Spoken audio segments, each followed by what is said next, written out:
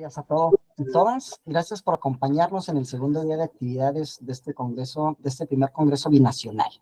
Estamos muy contentos de que nos acompañen el día de hoy y bueno, pues nos acompaña para iniciar este ciclo de actividades el doctor Josías Heyman de la Universidad de Texas en El Paso y me permito presentarlo. Doctor, bienvenido y gracias por acompañarnos el día de hoy. Bien, el doctor Heyman es profesor de antropología, profesor titular de asuntos comerciales fronterizos y director del Centro de Estudios Latinoamericanos y Fronterizos de UTEP. Es el director del programa de maestría en estudios latinoamericanos y de frontera. Recibió un doctorado en 1988 de la City University of Nueva York, donde fue alumno de Eric Lobo. Es autor de 2 libros y editor y coeditor de otros 3, que se enumeran a continuación. Heyman es autor de más de 140 artículos de revistas, capítulos de libros y ensayos publicados. En su trabajo actual aborda la migración y los derechos humanos en la frontera México-Estados Unidos y la sostenibilidad del agua en la región binacional Paso del Norte. Es conocido por su articulado e influyente compromiso público con y para las comunidades de las zonas fronterizas en los ámbitos regional, nacional e internacional. Doctor Heyman, bienvenido y el micrófono es suyo. Adelante.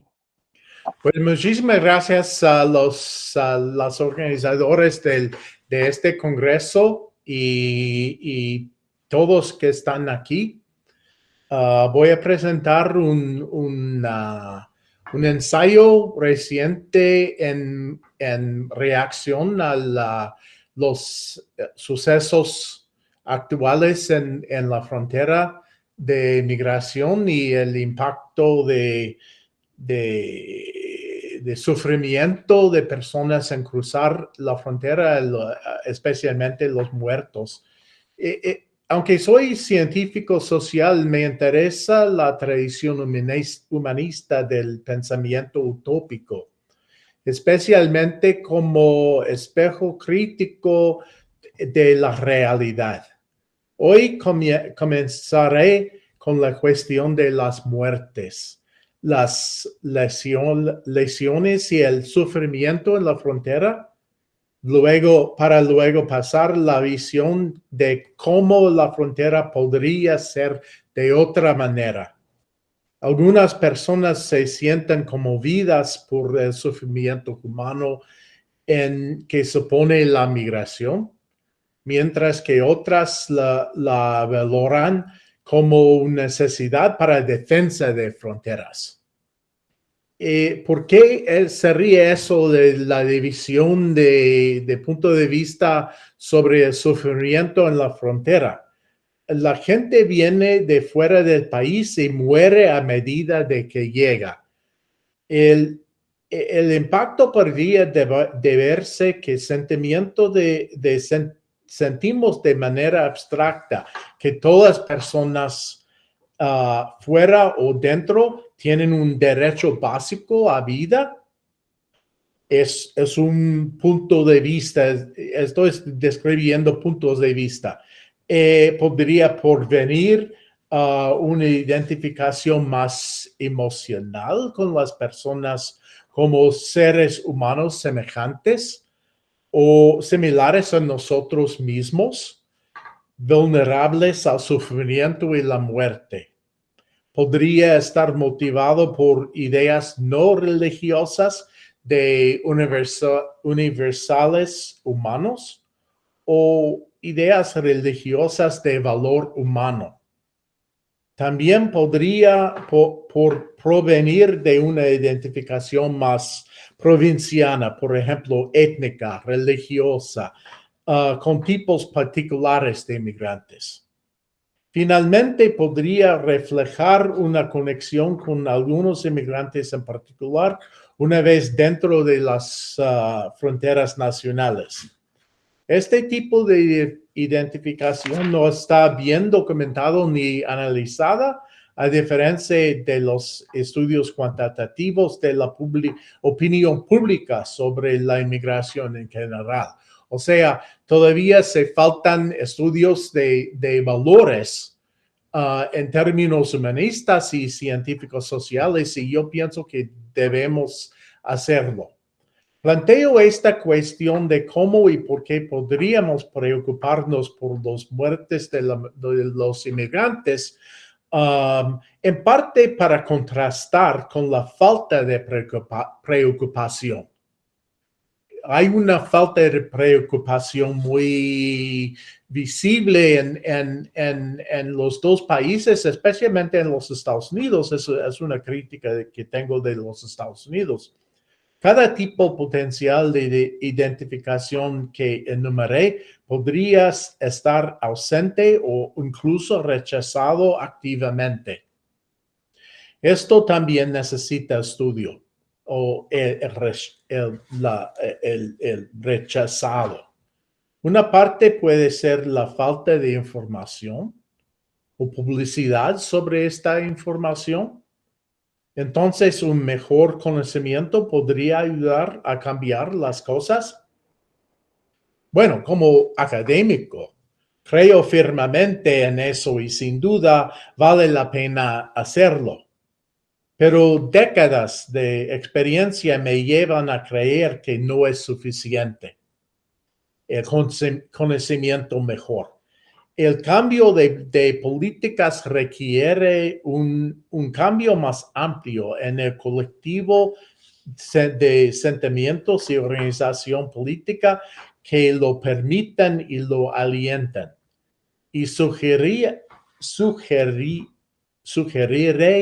que un factor importante en ausencia de preocupación es la poderosa capacidad de las fronteras para excluir el reconocimiento de relaciones. Las muertes permitidas, incluso causadas por decisión política colectiva, niegan la humanidad de algunas personas. ¿Por qué y cómo fronteras permita esta negación? La frontera trunca la preocupación por lo demás. Aquellos que cruzan fronteras o están del otro lado, si bien la falta de preocupación por el bienestar de los migrantes no es exclusiva de las fronteras, hay formas dolorosas y importantes en que los migrantes son abandonados e incluso puestos en peligro dentro de las fronteras nacionales, en los casos de los Estados Unidos y en México también. Y también después de ser deportados, como en el trabajo valioso de Jeremy Slack, que está también de UTEP. El elemento más mortífero de la migración no autorizada es el cruce literal de la frontera. Y el objetivo de la política migratoria restrictiva es hacer que el cruce de las fronteras sea más difícil y más costoso, y por lo tanto más mortífero. O sea, si invertimos esto, el movimiento necesario para proporcionar una visión que motive y justifique una reforma antimuerte y promigrante, ¿cómo podemos extender la preocupación dentro y a través de las fronteras? Varios pensadores filosóficos, algunos de ustedes ya saben, informan estas preguntas. Giorgio Agamben distingue entre la vida del ciudadano, usando esto en un sentido más amplio que la simple ciudadanía legal, como cualquier tipo de persona socialmente incluida, y en contraste a la nuda vida, simplemente el organismo biológico. El trabajo de Agamben se desarrolló a partir de una investigación sobre los concentration camps, que aunque obviamente se aplica a las muertes fronterizas, algo que muchos académicos se han desarrollado. La cuestión no es la esencia misma de tener una frontera. Algunas personas que quedan relegadas a la política muerte simple y incuestionable. Las fronteras desempeñan funciones útiles en la gobernanza de las decisiones colectivas y los bienes públicos. O sea, no estoy empezando a investigar no con punto de vista que tenemos que nomás borrar la frontera, porque la frontera es importante, digamos, en la cuestión de abastecer, por ejemplo, escuelas o salud pública. Más bien, el punto clave de la lucha es si el sentido de la conexión se extiende, perdón mi español, y no a través de las fronteras internacionales. Las fronteras no son en sí mismas símbolos de desprecio. La presencia de una frontera puede en realidad indicar una intensidad de la interacción. Y nosotros que estamos en la frontera Juárez-El Paso, sabemos que la frontera junta y amplia la interacción, no es un mecanismo de cerrar. Puede entenderse y representarse como lugares donde se negocian y promulgan las conexiones. Por lo tanto, lo que enfrentamos es, de forma esquemática y conceptual, una lucha entre exclusión y relación, centrada más poderosamente, pero no exclusivamente en las fronteras. Voy a repetir, una lucha entre exclusión y relación. Ese es mi punto clave. En cada instancia política en que las fronteras encuadran las cuestiones migratorias como cuestiones de cómo y cuánto excluir, la conectividad pierde terreno. La política de la migración humana necesita basarse en una visión positiva de las fronteras como lugares de relación. Repetir, la política de migración humana necesita basarse en una visión positiva de las fronteras como lugares de relación. Una lucha práctica por una frontera menos letal y más humana necesita, por tanto, un entorno conceptual en el que las fronteras sean conectores. Esto es en parte utópico, admito, muy utópico, como debe ser cualquier visión. Pero en parte se basa en realidades vividas o que nos ofrecen un base. Buenas, la idea, la cuestión y la experiencia. ¿Qué son las buenas fronteras?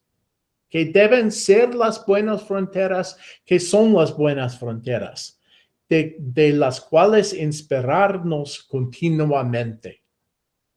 Procedo aquí, pues, mediante dos movimientos. Primero, delineo las ideas claves sobre las fronteras como lugares de exclusión definitiva, responsables de muchas muertes y heridos en las fronteras.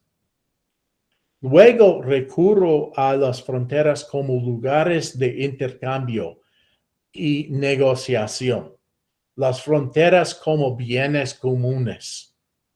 Los bienes comunes, para usar la palabra de Elinor Ostrom, son difíciles de gobernar mutuamente, pero también son necesarios.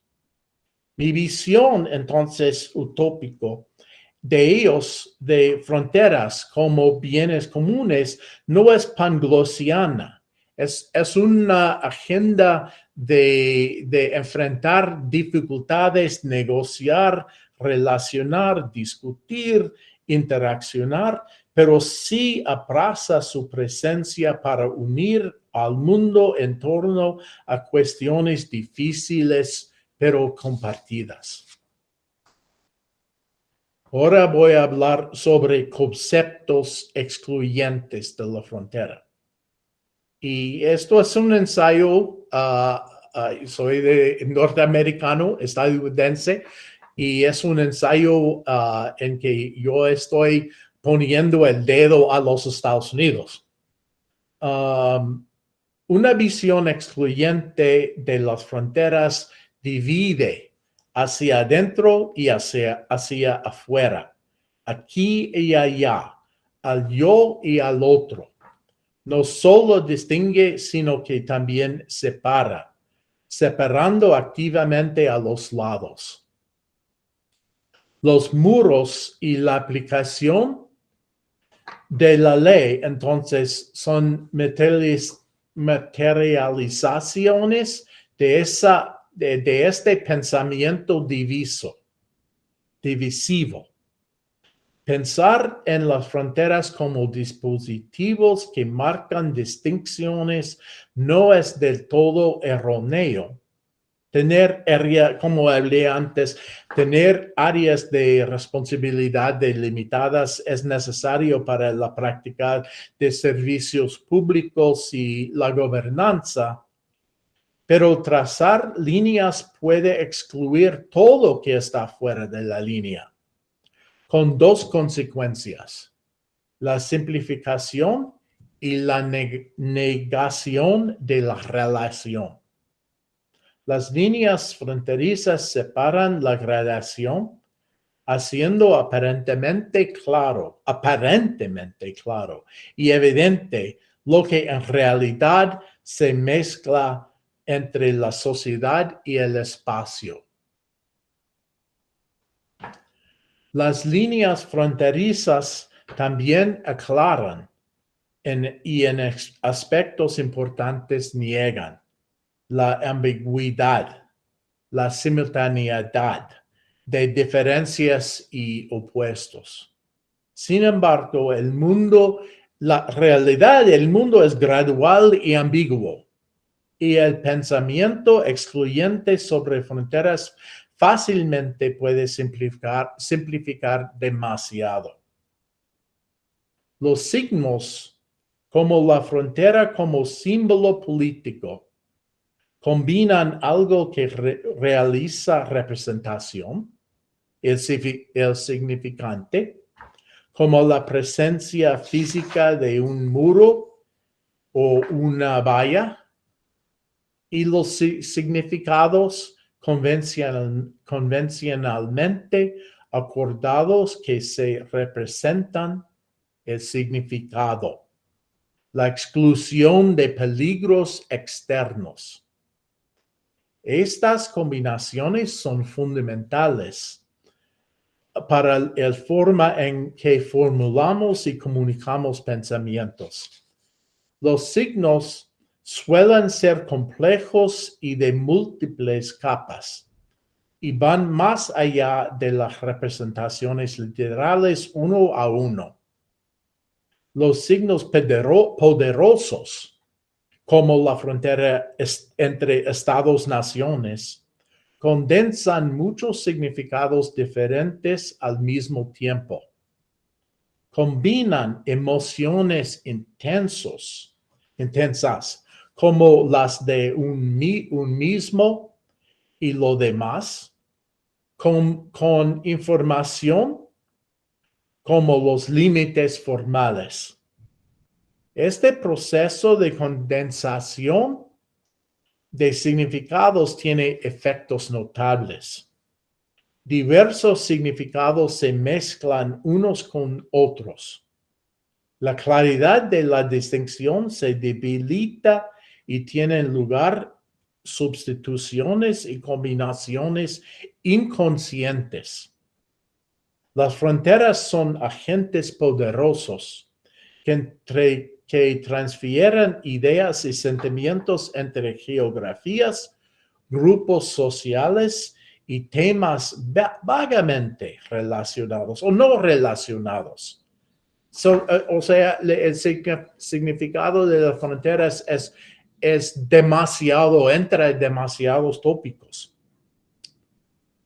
La frontera entre México y los Estados Unidos a menudo atrae connotaciones en los Estados Unidos, un poco en México también, generando rumores, sus sospechas e interpretaciones oscuras. Los terroristas o criminales atemorizantes se asocian fácilmente con la entrada de esta frontera, cuando la realidad es bastante diferente. La realidad de punto de vista científico-social, hay crimen en la frontera, crimen específico de contrabando y control de contrabando y de armas de los Estados Unidos, por ejemplo. Pero esto es diferente del ambiente o la idea general que la frontera es algo inherentemente peligroso. Un ejemplo un ejemplo muy importante es la idea que la frontera, obviamente, entre comillas, es un lugar para entrar terrorismo, aunque no hay ningún hecho de terrorismo en la frontera entre México y los Estados Unidos. Y cuando esas ideas se acumulan, se intensifican y se vuelven viscerales, el asilo, por ejemplo, se vuelve mortalmente aterrador al condensar su significado con violencia repentina. Las fronteras se amplifican. Las conversaciones sobre fronteras son ruidosas. La condensación no solo transfiere o mezcla ideas, sino que también las unifica. Múltiples fenómenos se vuelven uno a través de la retórica política de la frontera.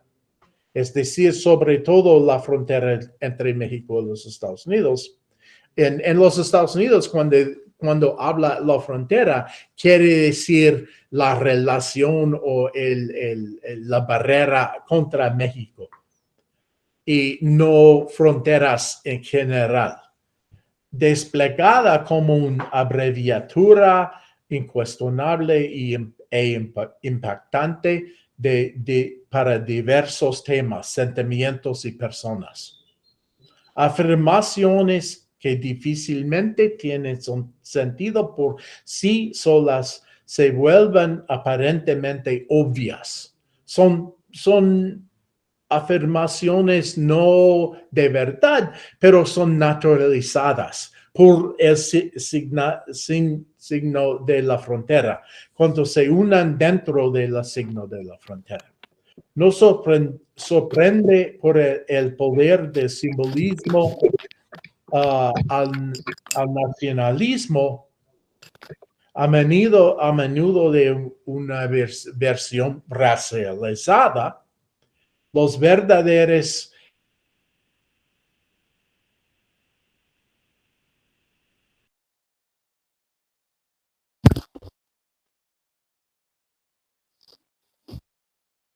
No se escucha, creo que silenciaron el micrófono. Doctor, dejamos de escucharlo.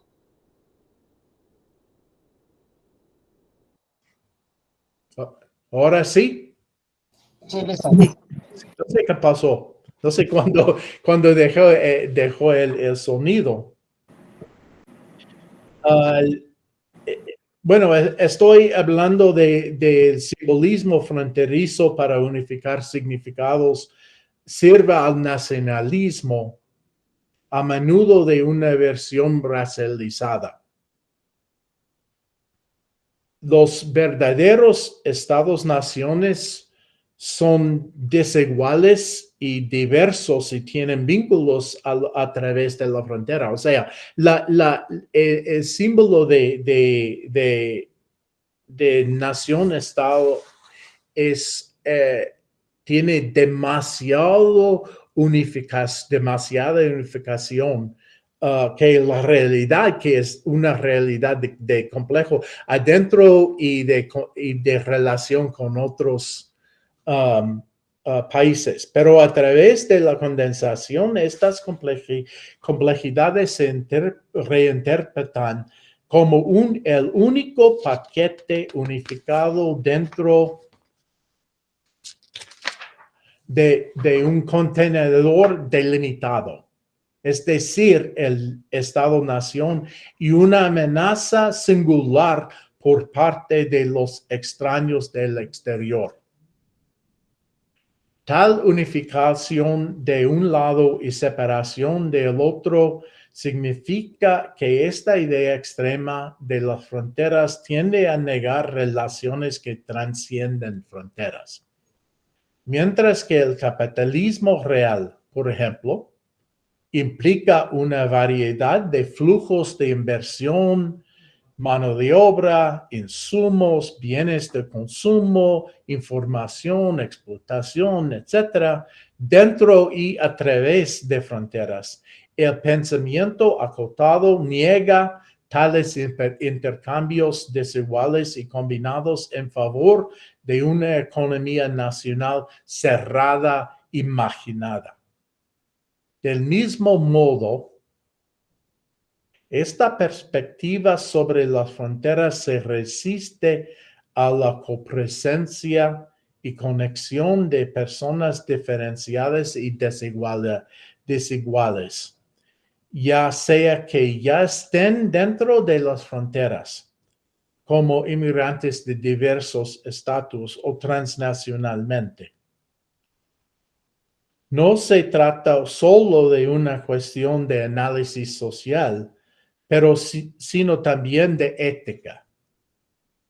El razonamiento limitado que hace que sea más difícil conceptualizar a las personas que cruzan fronteras o a los inmigrantes que las cruzan como iguales morales a quienes están adentro de ellos. Al distinguir radicalmente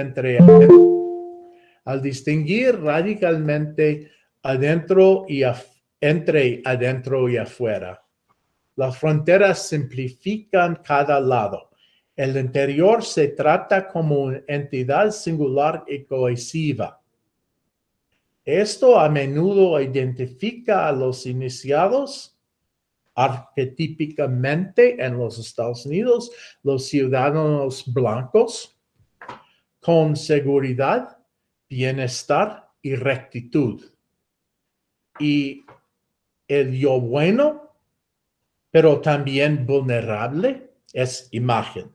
El yo bueno, pero también vulnerable, está protegido dentro de un poderoso caparazón de la nación, simbólicamente un hogar seguro, como en la seguridad nacional, Homeland Security. En los Estados Unidos es muy claro, es el departamento de la casa, del hogar, el ser, el lugar vulnerable, íntimo del ser amenazada. Las fuentes del peligro, especialmente las impredecibles, mortales y no blancas, quedan relegadas entonces al exterior.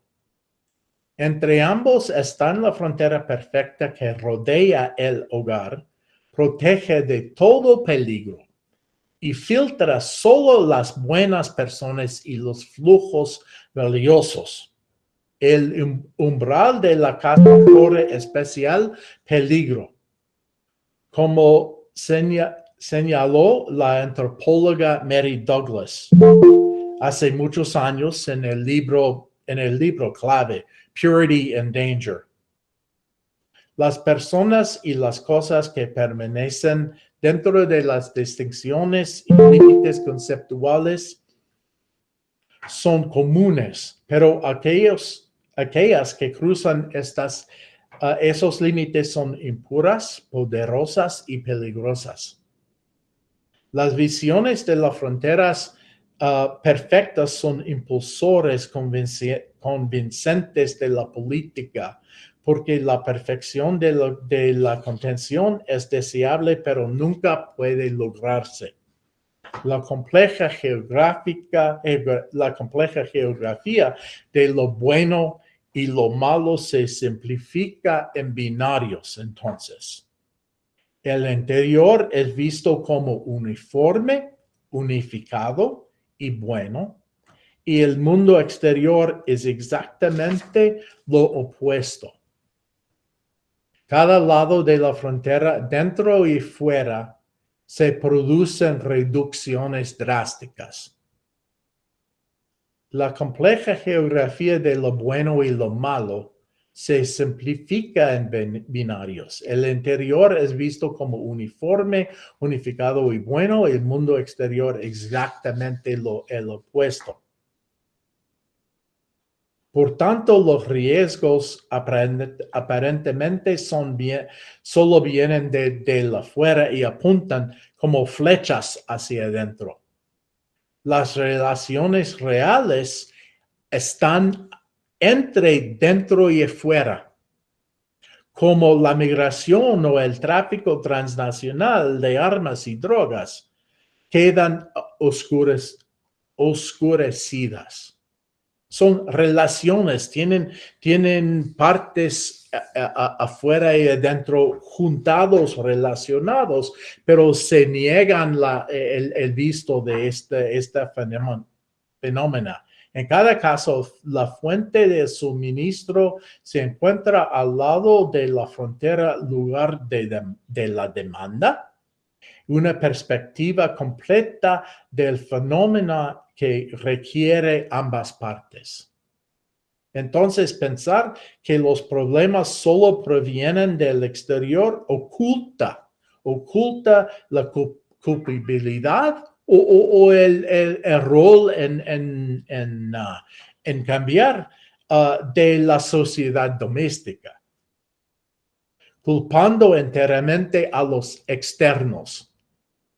Además, las respuestas prácticas de los problemas internos se desplazan fácilmente al exterior, evitando conflictos y complicaciones.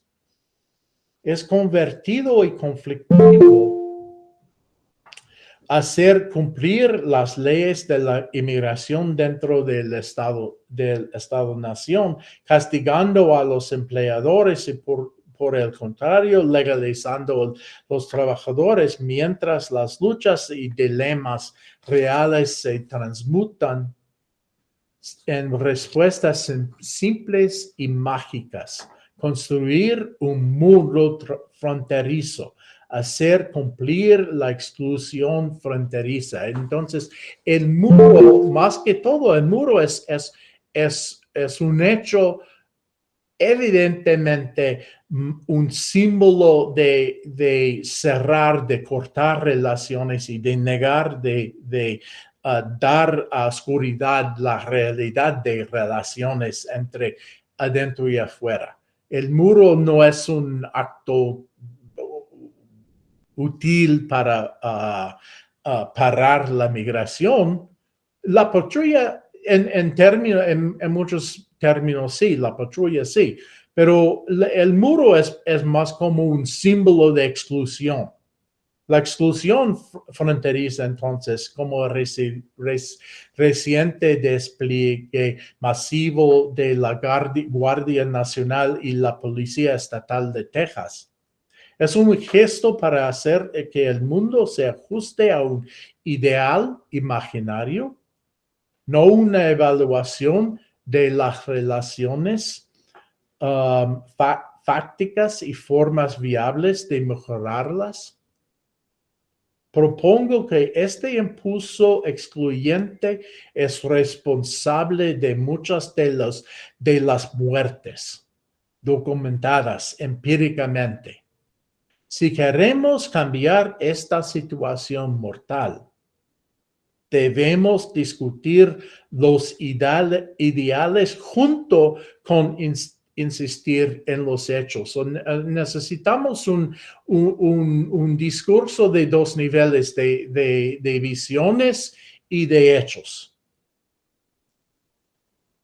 Para cambiar mi punto de vista, para hablar sobre la visión política que puede contener la potencial de un cambio difícil, pero un cambio. En las fronteras enfrentamos problemas compartidos mutuamente. Se trata de cuestiones que surgen de un mundo complejo y dinámico y que no pueden hacer desaparecer mediante la imposición violenta de una barrera excluyente. En mi trabajo anterior, exploré los dos desafíos ambientales que extienden a ambos lados de la frontera, utilizando el concepto que hablé antes de bienes comunes. Los bienes comunes son recursos de los que todos pueden participar y por lo tanto todos los usuarios reales y potenciales deben participar en la gobernanza, como en decisiones de acceso y de limitación. Si los recursos comunes cruzan fronteras, entonces la gobernanza efectiva involucra a todas las partes de todos los lados.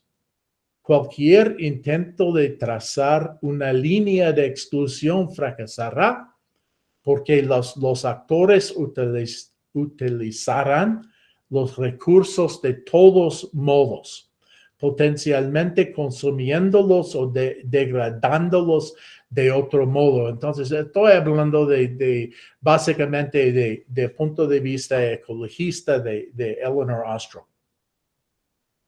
El mundo más amplio de las cuestiones del cruce de las fronteras no son precisamente recursos comunes como el agua, pero la elección es ampliamente aplicable.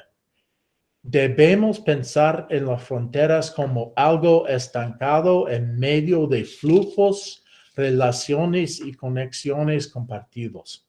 Y luego preguntarnos cómo podemos unirlos. Los diversos puntos finales, en lugar de fingir, es que el afuera no existe.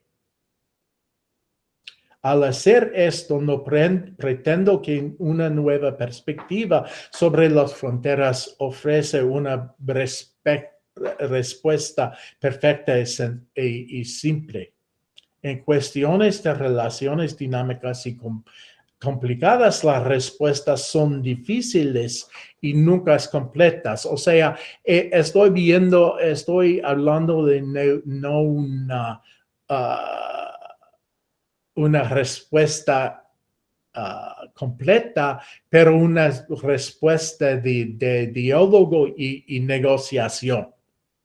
La cuestión es pensar en que las respuestas provienen de una perspectiva no excluyente que aborda el cruce de las fronteras en ambos lados de la frontera y no pensar en los migrantes como un problema puramente externo que necesita ser controlado, incluso detenido con la consecuencia de muerte.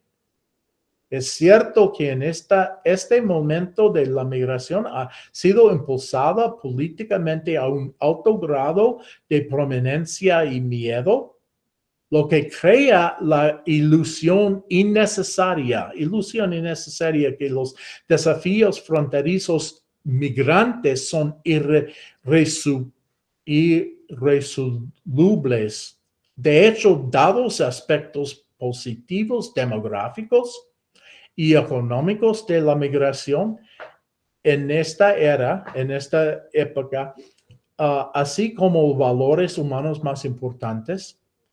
La migración es uno de los desafíos transfronterizos más fáciles de resolver en comparación con desafíos que me da más miedo ambientales, por ejemplo, cambio climático, mucho más difíciles y vinculados a nuestra tecnología, economía, etcétera.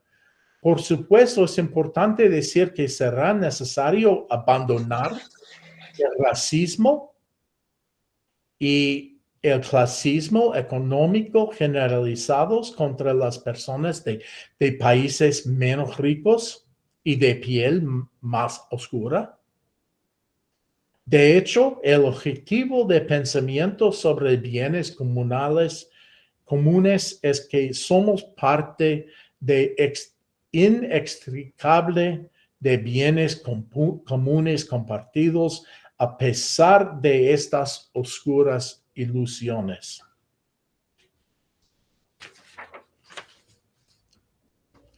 Al revisar brevemente las fallas de pensamiento excluyente delineado anteriormente, discernimos algunas de las características clave de la migración vista como bien común. En primer lugar, la migración implica tanto fronteras interiores como exteriores, formulada desde el perspectiva de los Estados Unidos.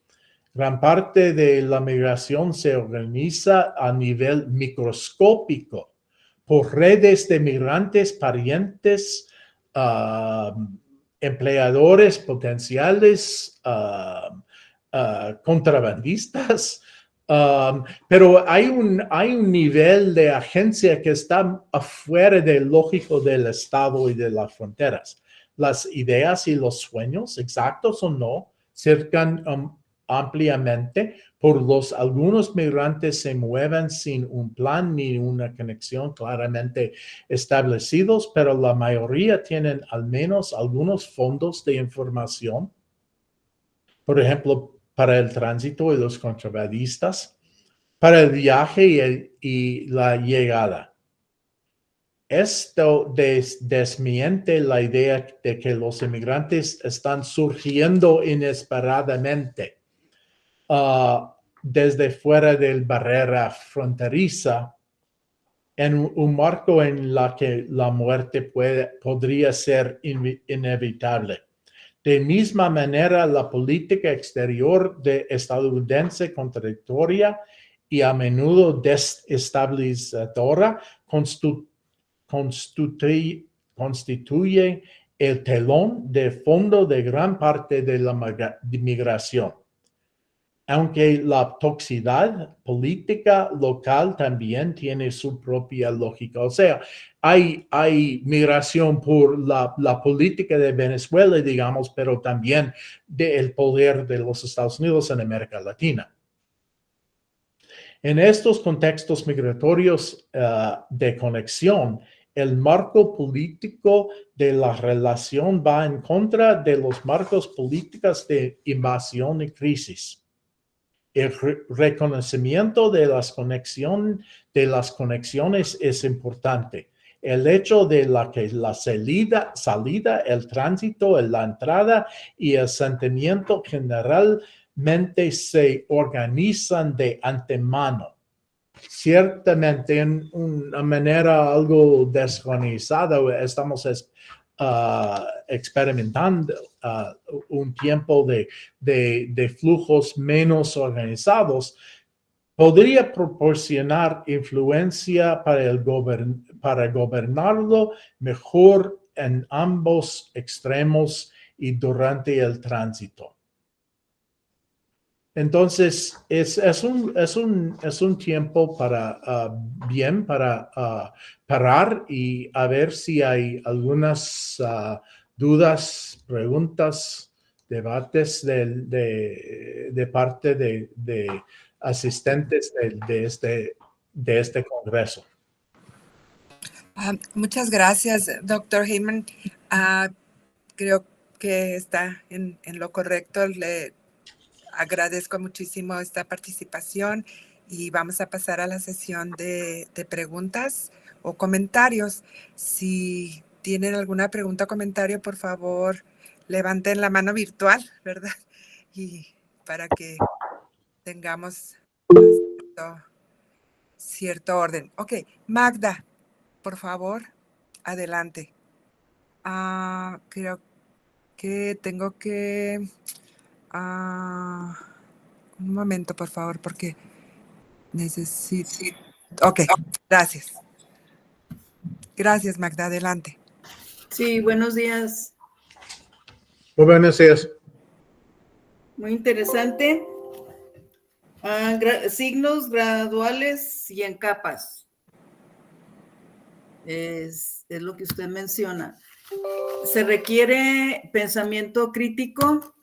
Se requiere pensamiento crítico en estos conceptos tan interesantes que usted usa para entender un poquito más lo que ha provocado que no se entienda lo que es una frontera. Usted lo aplica muy atinadamente entre la frontera de Estados Unidos y México, localizado El Paso, Ciudad Juárez. Por su experiencia, por su vivencia personal, está usted empapado de lo que sí es una realidad de frontera real, que si nos vamos a los 50, un cuadro totalmente diferente. Entonces, ese pensamiento crítico, ¿cómo se puede generar en las mentes de las generaciones nuevas para que no sean, que no sea distorsionada esa información que ha provocado tanto temor y en vez de que haya colaboración, hay división? Entonces, usted dentro de lo que está promoviendo el pensamiento crítico a la nueva generación, ¿cómo se haría para que de verdad fuera una frontera sin problemas? Sí. Para simplificar, y tengo un artículo, Rethinking Borders, en el Journal of Borderland Studies, que se puede leer más. Estoy tratando de entender una frase de Nick McGoran de fronteras buenas, good borders, y cómo conseguir los buenos de fronteras más que los malos, las muertes en la frontera, por ejemplo. Y, por ejemplo, nosotros tenemos la necesidad de operar escuelas. Las escuelas tienen un ámbito de servicio y con flexibilidad entre Juárez y El Paso es un ejemplo bueno de que no hay una frontera completa entre escuelas en los dos lados, ni universidades, ni escuelas primarias, secundarias, etc. Pero nosotros necesitamos una manera de gobernar espacios en sociedad, pero no es necesidad de una frontera completamente excluyente entre naciones, estados. Yo no tengo la solución completamente, pero lo que necesitamos es pensar en diferentes cuestiones. ¿Qué sería el espacio de hacer decisiones y gobernar para el bien común de la sociedad? Y en este ensayo hablé de migración, pero estoy pensando más en el medio ambiente. Y el dilema del medio ambiente, que está en México y los Estados Unidos operan como dos países diferentes en términos de agua, de de contaminación de aire, etcétera. Y también en migración, en que de verdad nosotros tenemos dilemas o problemas comunes, bienes comunes, problemas comunes, y necesitamos más maneras de rendir decisiones y aplicar gobernanza en diferentes espacios. Los espacios tienen que ser diferentes, no solamente el Estado-nación. Bueno, es una utopía. Gracias.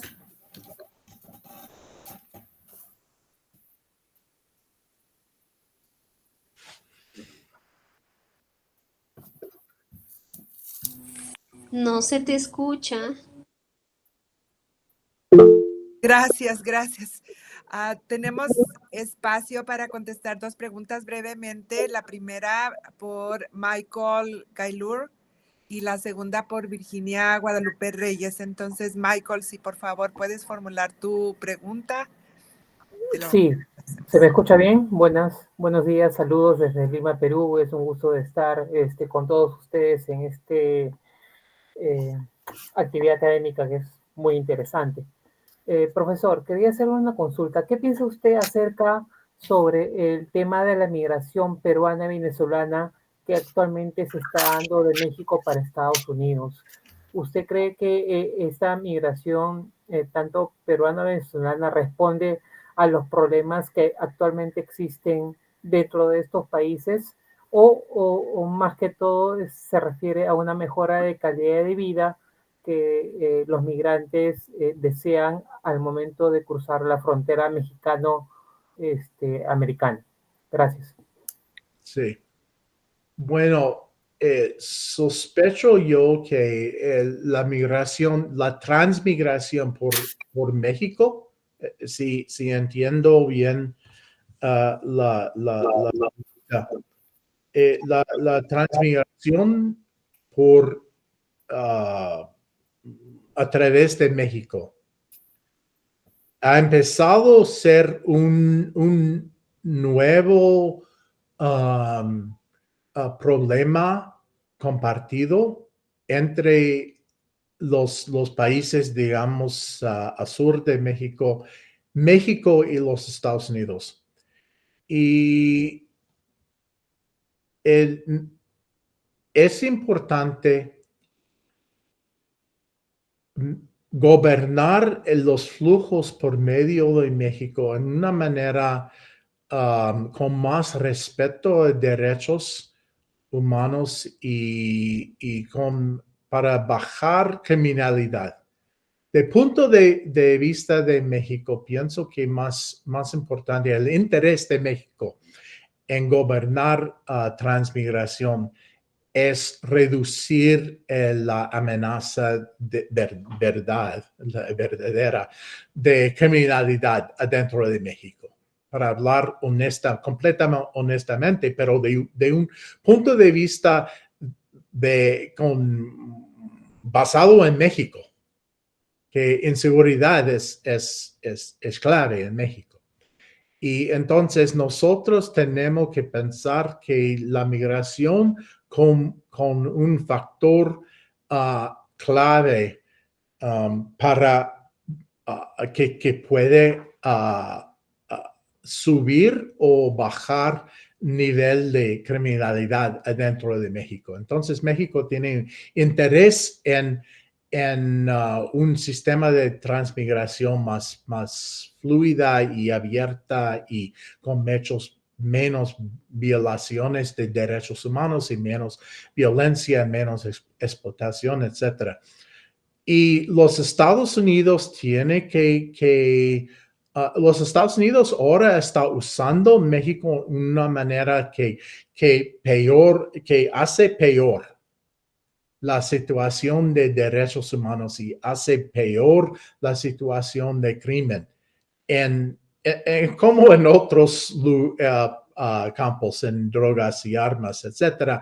Pero ahora en migración estamos empeorando la situación de México.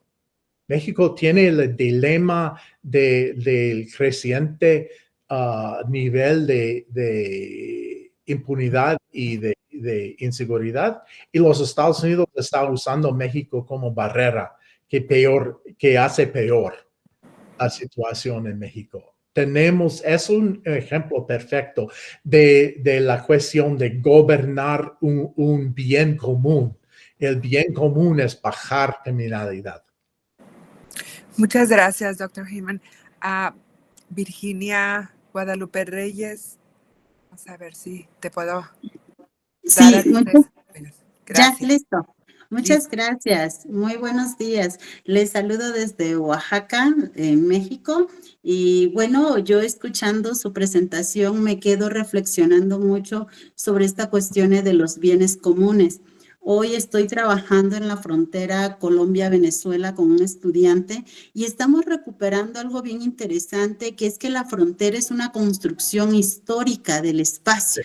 Y eso yo creo que es algo fundamental porque la relación México-Estados Unidos nos ubica desde allí, ¿no? Y cómo se han ido creando toda una serie de simbolismos. Usted hablaba ahorita de esta cuestión simbólica, de las emociones, que creo que es un elemento fundamental en el análisis de las ciencias sociales y de este fenómeno en particular y en la frontera, porque justamente en Texas, ¿no? Hay este imaginario también de esa casa de migrantes, ¿no? O sea, cuando los rancheros se ponen a cazar los migrantes. Entonces, hay esta construcción, ¿no? De cómo la frontera se ha ido construyendo, pero también hay esta construcción de cómo la frontera se ha ido politizando cada día más, ¿no? Y más en términos electorales, que eso es algo que a nosotros nos ha llamado mucho la atención, y sobre todo en Oaxaca, y eso lo vamos a ver mañana cuando hagamos nuestra presentación, que vamos viendo cómo la frontera se mueve hasta el interior del país,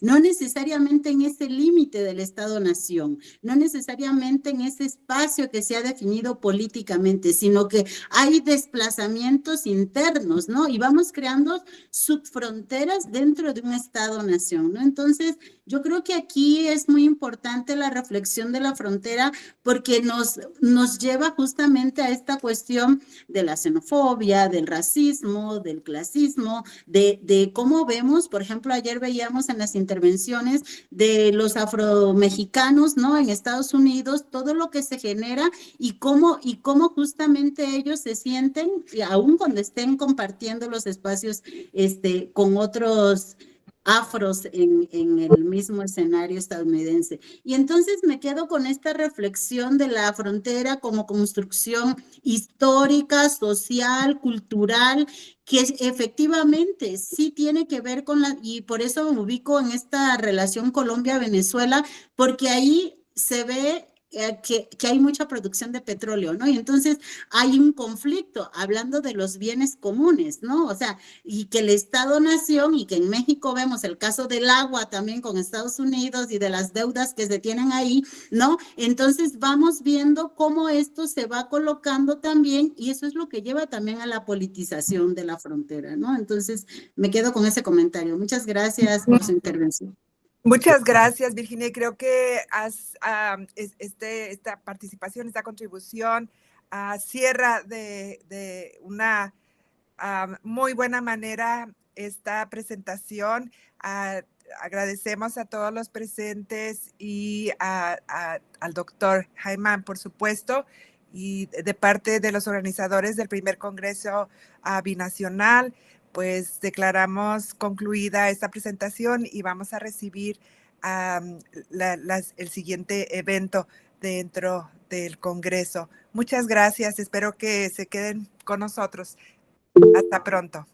Bye. Muchísimas gracias a los organizadores y todos los asistentes y el Congreso en todo. Gracias. A usted.